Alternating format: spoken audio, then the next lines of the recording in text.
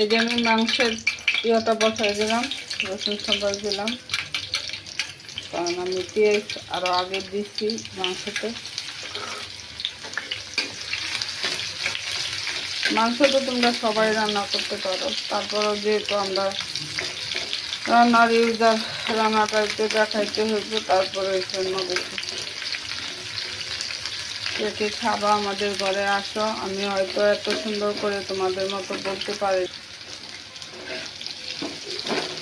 ওটা আলু দিলাম, কারণ আলু ছাড়া তো হবে না, তো আলু দিয়ে বাজানি।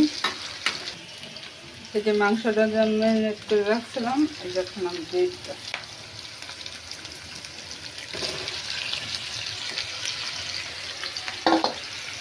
যেহেতু বেশি মাংস না অল্প, তার জন্য এটাতে বসাইলাম। এটা ভাজা ভাজা, এই যে দেখো মাংসটা আমার ভাজা ভাজা হয়ে তেল বেরিয়ে গেছে। এখন আর আমি ভাজবো না, এটা আমি ওই চুলায় নিয়ে গেলাম। এই যে সামান্য একটু জল দিলাম, এই জলের থেকে যতটুকু হয়, যেহেতু ফ্রাইড রাইস দিয়ে খাইব, এর চেয়ে বেশি আর দিব না। আর আমি এই চুলার মধ্যে ফ্রাইড রাইসটা বসাই, এটা আমি ওই চুলায় নিয়ে যাব। আমার বাসার সাথে মসজিদ আজান করতেছে, এই যে ফ্রাইড রাইসের ডিমটা আমি বাজিয়ে নিলাম। এই যে বন্ধুরা, ফ্রাইড রাইসের জন্য আমি সবজি ভাজবো, তো সবজিটা এই যে আমি সব কিছু কাটতে ধুয়ে রাখছি। এখন আমি এটা পেঁয়াজটা দিয়ে দিলাম, একটু আদা বাটা দিব।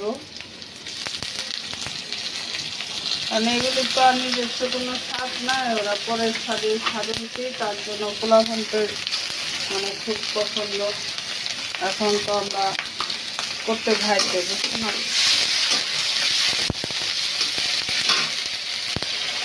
কারণ সবজিটার সাথে সাথে এটাও বাজা হয়ে যাবে, সবজিটা মিলে দিলাম।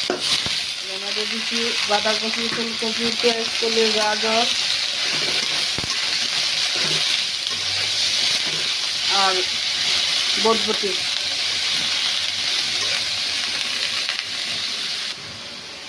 চলো যাই মাংসটা কি অবস্থা আছে। যেহেতু আমার দুইটা চুলা দুই দেশে, তার জন্য আমার একটু কষ্ট হয়। এ দেখো কত জল উঠছে, আমি কিন্তু আর খুলি নাই, এই প্রথম খুললাম।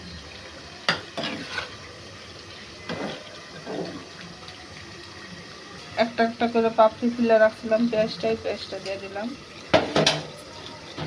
একটু চিলি চিলি ভাব আসবে, আর একটু টমেটো সস দিব।